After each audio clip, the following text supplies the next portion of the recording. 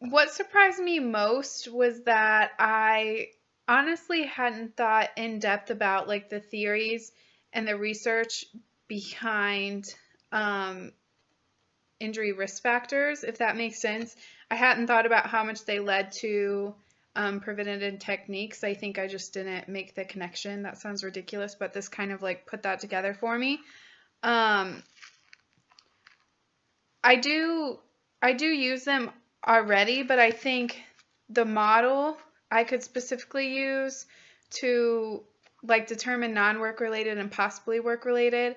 A lot of that is hard to kind of differentiate with people because they they don't always give you the whole story in like industrial because they don't want it to be a possibly work related case. So a lot of times I have to kind of like dig into it and question to make sure that I'm getting the right thing. Also, the part about like multiple risk factors, I thought that was really interesting, especially something that I could use in my practice because, like I said, it's hard to find out exactly if it's work related or non work related. A lot of times I mean, this is like they produce pharmaceuticals, so there's chemical spills and stuff like that. I mean, that kind of stuff doesn't happen a ton, but there was just one the other day that campus was evacuated for a chemical spill. So then there were injuries from the tasks that they had to do because of that chemical spill. So it wasn't a usual task, but sometimes there's a lot of different factors that go into it that I may not be aware of on the front line unless I kind of dive into that and figure that out.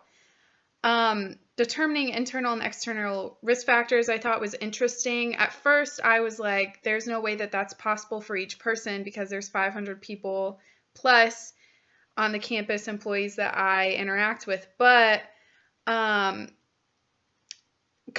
already kind of started on a certain level, but I think I could do it on a further level is do like a job risk analysis and do the internal and external risk factors for that in that case and the people that already work there.